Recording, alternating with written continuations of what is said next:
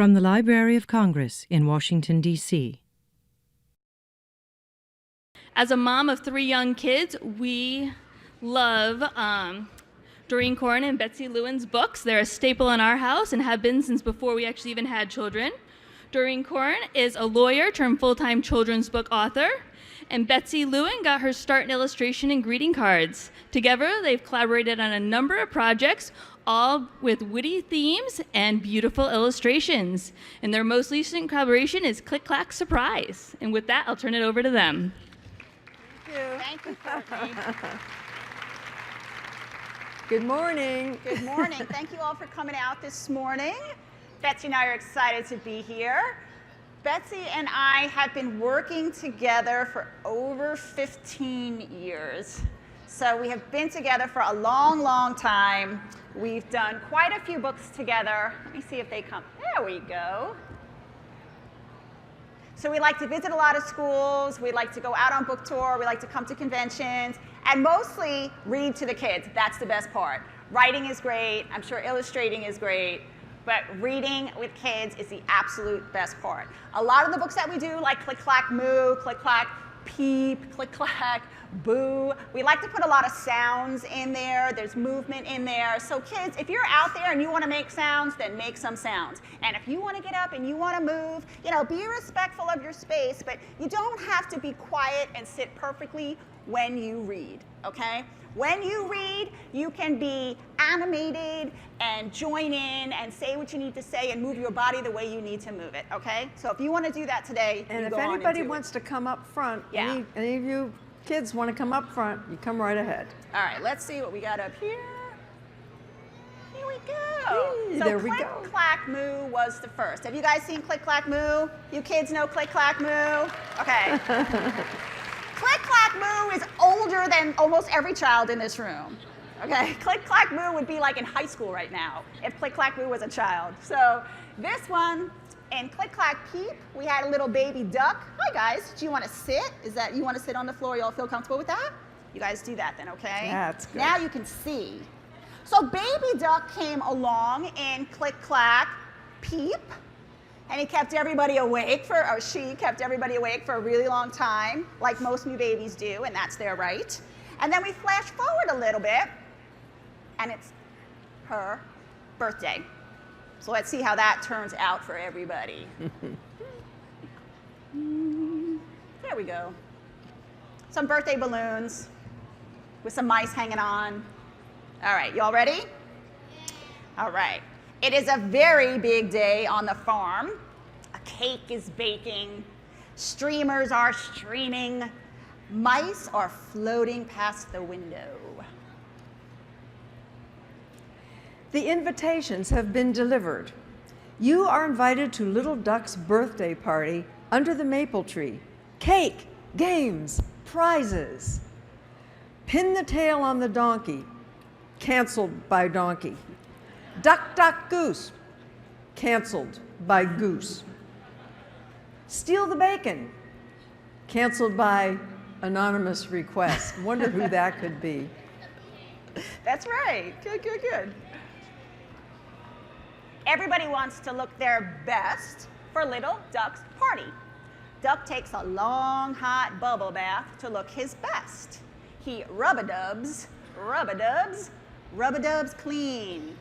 And he walks on over to the maple tree. Little Duck watches, and then he rub-a-dubs too. The sheep need a trim to look their best. They snippity-clip, snippity-clip, snippity-clip clean, and then they walk on over to the maple tree. That's as close as I'll ever get to singing, okay? So don't be frightened. Little Duck watches and then snippety clips too. Don't do it. I'm sure half of you have already done that. My kids have done that. The cat wants to look her best. She slurp-a-lurps, slurp-a-lurps, slurp-a-lurps clean. And then she walks on over to the maple tree. Little Duck watches and then slurp-a-slurps too. Oops. Sorry, guys. The chickens take a dust bath to look their best. They shimmy shake, clean. And then what do? They walk on over to the maple tree. Little duck watches. Oops. And then shimmy shakes too. He's looking good, right? She's looking good, rather. The pigs need a mud bath to feel their best. So they squish and squash, and squish and squash, and squish and squash clean. And then they walk on over to the maple tree. This is my favorite. Little duck watches, and then squishes and squashes too.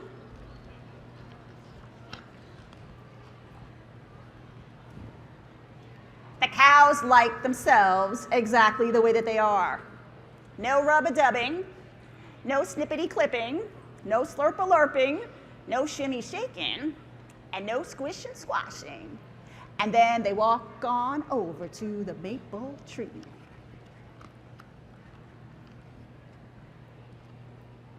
Farmer Brown frosts the cake. He lights the candles, puts on his best hat,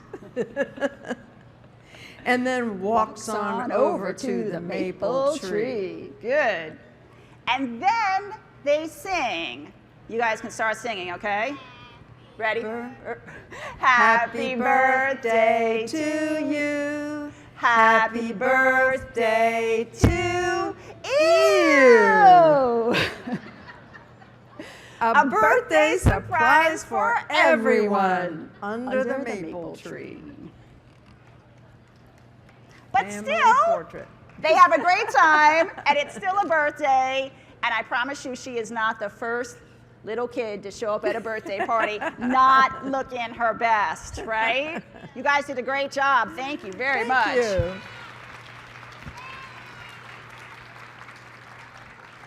you. Now, Betsy has been illustrating for a long time. Am I doing that? No. So Betsy would like to do some drawings for you today.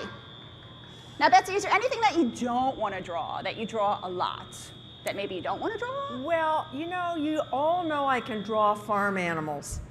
So how about giving me an animal that you won't find on the farm to draw? That's a good idea. All right, let's think. Betsy's going to go to the easel.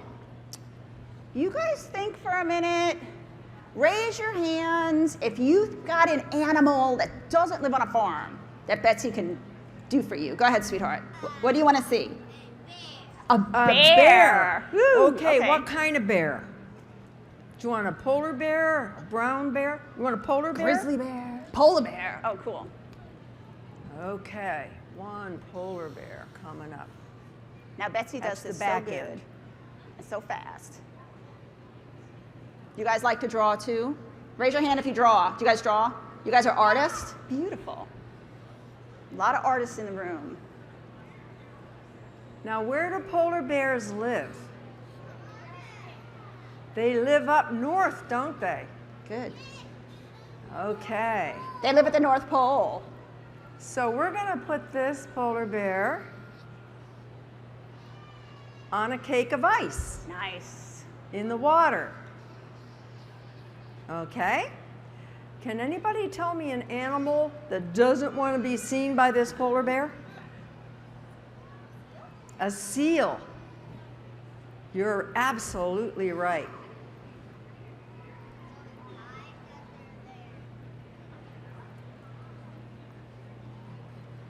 He's just going to stay under the water and stay away from that bear.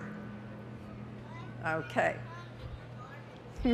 That's right, unless she does jump in the water and see that seal. And then what is the seal going to do?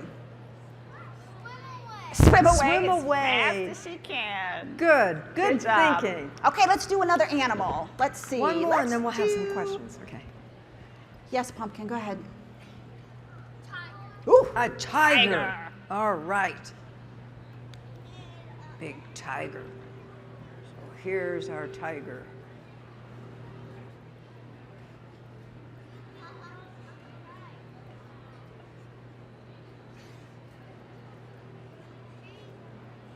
think so.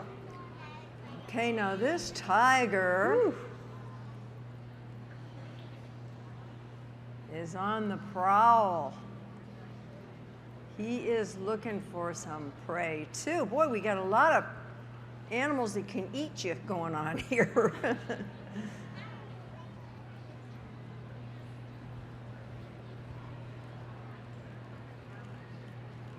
Now we got to give him some stripes, right?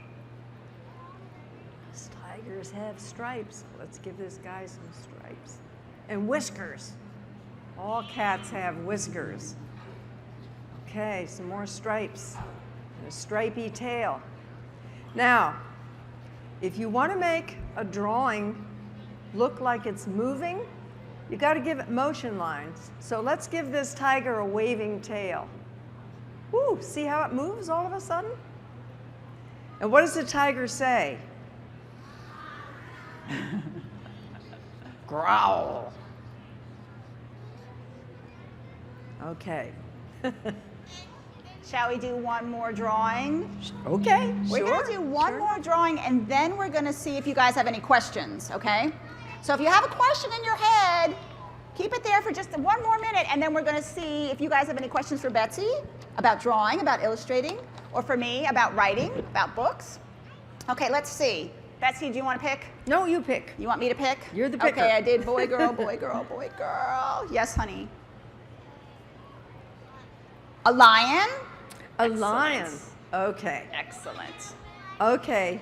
Now this is going to be a little drawing lesson for you two. Okay. Ooh, cool. So first of all, lions have big furry manes, don't they? Big fuzzy manes like that. Now we're going to give this guy, first of all, let's give him some ears. Then we're going to give him a big nose and a mouth and a chin and whiskers. Now, here's a little game for you to play when you get home. You know, when you look at a person's face, you can tell pretty much how they're feeling by looking at their eyes. Your eyes are the most expressive part of your face. So I'm going to give you 3 possibilities for this lion. You have to choose. Now, you know those little, they're called pupils in the middle of the whites of your eyes, and they can be brown or green or blue. Now, if you want your lion to look happy, you want to give him bouncy eyebrows like that.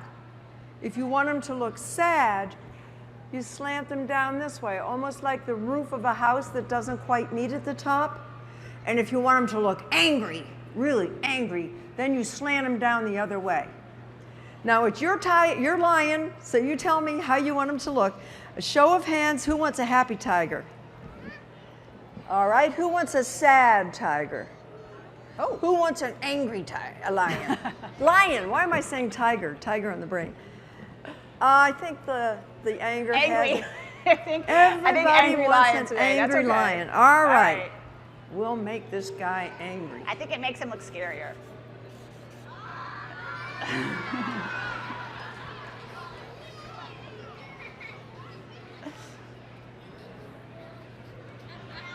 Is that right? No. Oh, well, that's good. Thank you, Betsy. That was awesome.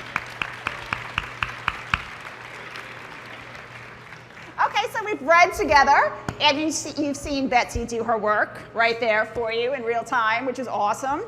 Now, do you guys have any questions for us? Is there anything you want to ask an illustrator or an author? What do you guys want to know? Yes, honey?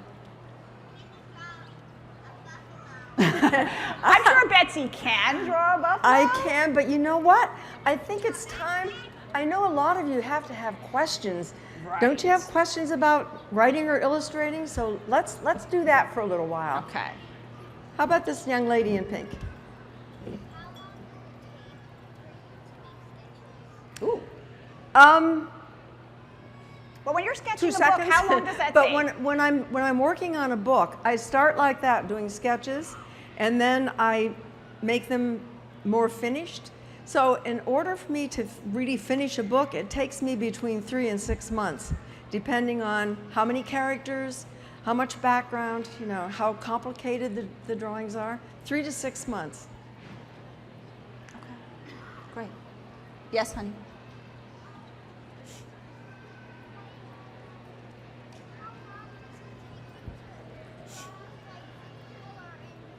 Oh, how long does it take for the color? So if you sketched the whole book first. I do the whole book first in black and white. You know, I use a brush and black paint, and then I add the color last. And the color takes longer.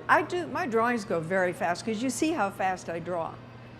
And I draw almost that fast when I'm doing finishes. Oh. And then the color is what takes the longest, so that I hold that till last. Wow. You draw that fast when you're doing the book?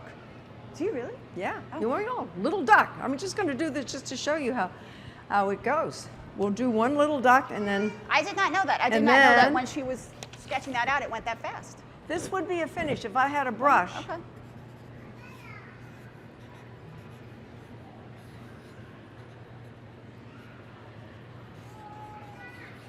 Hi.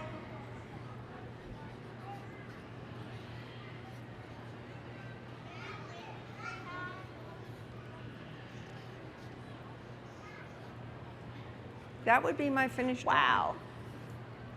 Okay. And so it's really the color then. So the color takes way more time. Takes more time. I always pictured Betsy for the last 20 years very studiously drawing lines and planning this thing out. I didn't know she was whipping this thing out on her sketch pad that fast, right? I think she actually draws faster than I write because it takes me a long, long time to write. Yes, sweetheart.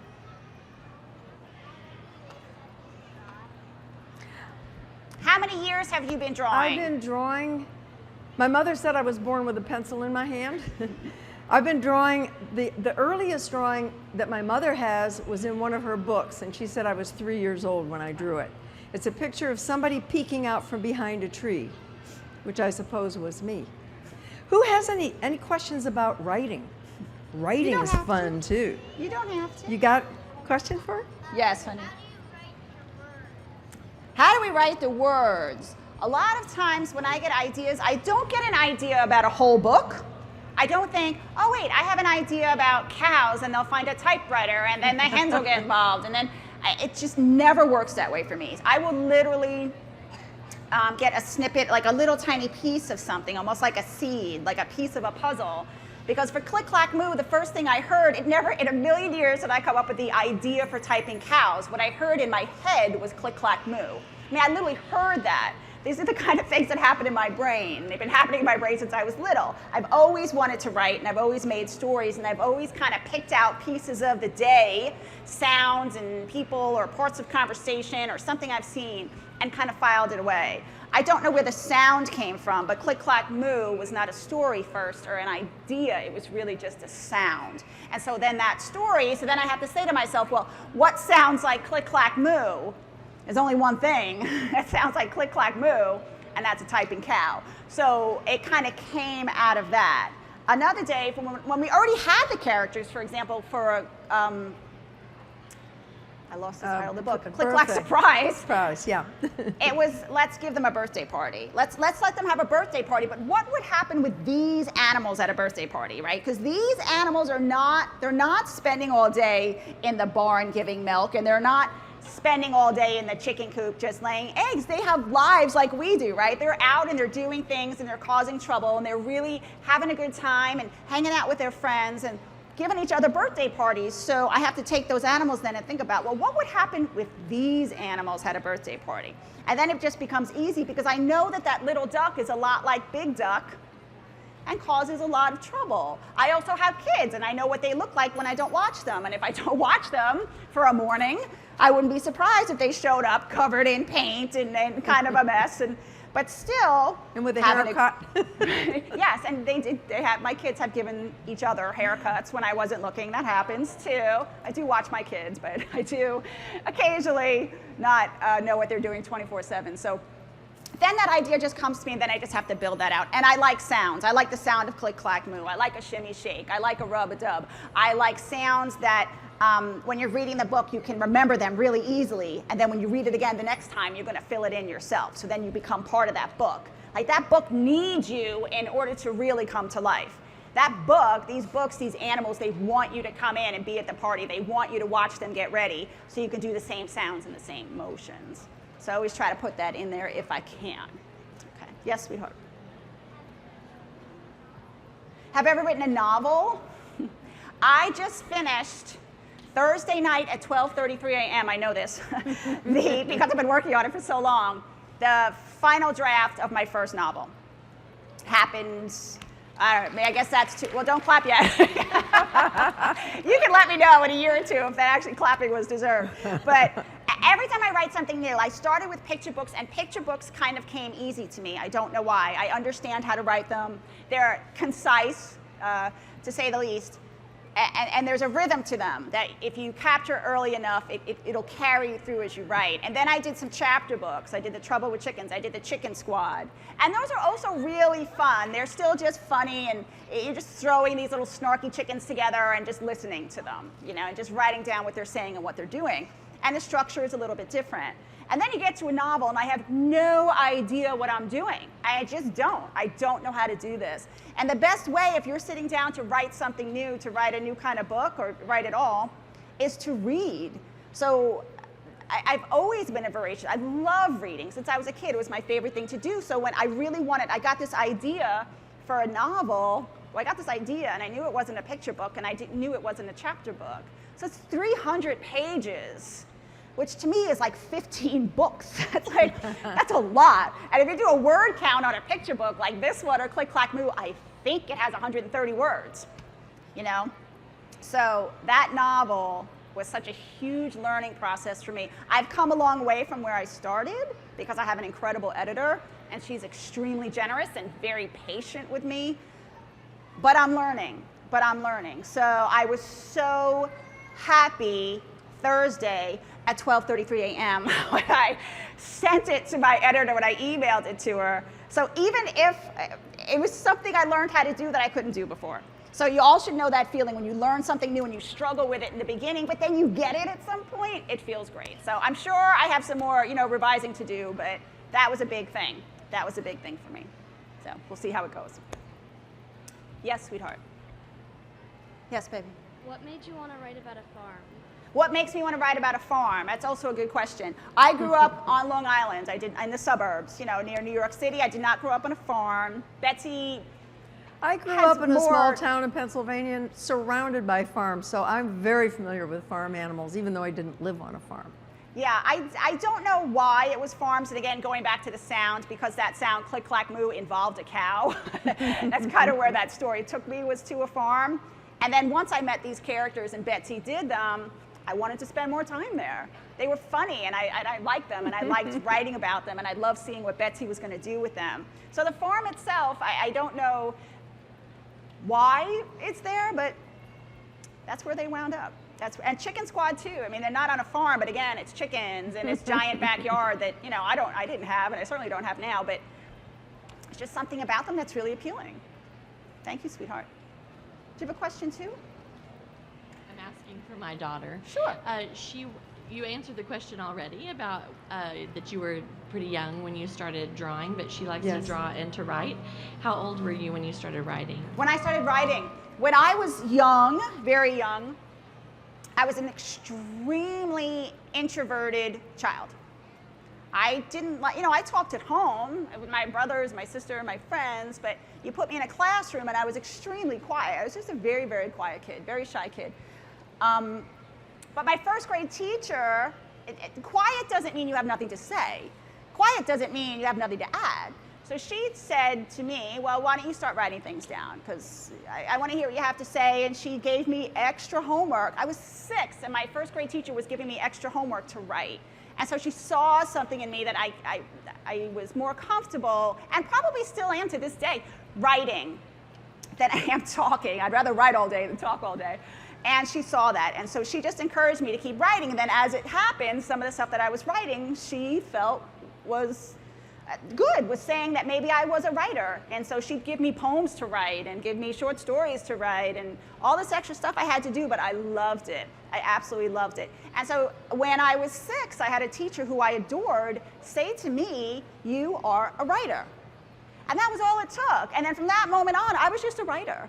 You went on and did everything else, and you go on to different teachers and new grades and different challenges and learning new things. And then college, I was a journalism major because I was a writer. And then I went to law school a few years later because lawyers read a lot and write a lot. So I went to law school for one of the reasons was because I was a writer. It just became part of my identity. And that was it. And that started, that's a teacher. That's one teacher. I've had incredible teachers my whole life, but it was really Mrs. Cooper, first grade, who said, "Hey, you can do this. This is part of who you are, I think." Yes, sweetheart.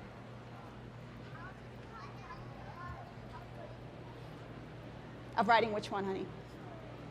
How do I get ideas for stories? Just everywhere. My family, my friends, my dog, talking to other people, looking at illustrations that people do. A lot of times I can just open up one of Betsy's books and look at Duck or look at the cows and think, what would they do? What's going on in their minds? Because they become almost real to me. And I feel like they want to tell me a story, and I'm just going to write it down for them. Okay, I think we have time for one more question. A short one. Yes, sweetheart. That's a good question. That's a good procedural question. If you're an author and you've written a book, but you need an illustrator, now what do you do? Because I don't illustrate. That's not, it's not in my skill set by any stretch. So when you write a story, then you're going to send it to a publisher, and then the editor, who's kind of the boss of your book, picks an illustrator. So, well, what happens usually is that the editor is very, very familiar with a lot of illustrators' work, and they're very good at matching an illustrator with the author. Some illustrators do rather serious illustrations, very realistic. The stories aren't funny, and that requires a certain kind of illustration, and the editor knows just who to pick and team them up with the writer. Now, if the writer wants a particular illustrator, they can request that illustrator, and if they're available and want to do the book, perfect match. Okay. All right. Thank you guys so much for coming out this morning. I hope you had a good time. Thank you. And maybe you learned something, you guys, about writing and about illustrating. And then we'll be signing, so if you have something for us to sign and you still have questions, you just come on back and find us, and we'll take care of it back there, okay? Enjoy the rest of the day, you guys. Thank you. This has been a presentation of the Library of Congress. Visit us at loc.gov.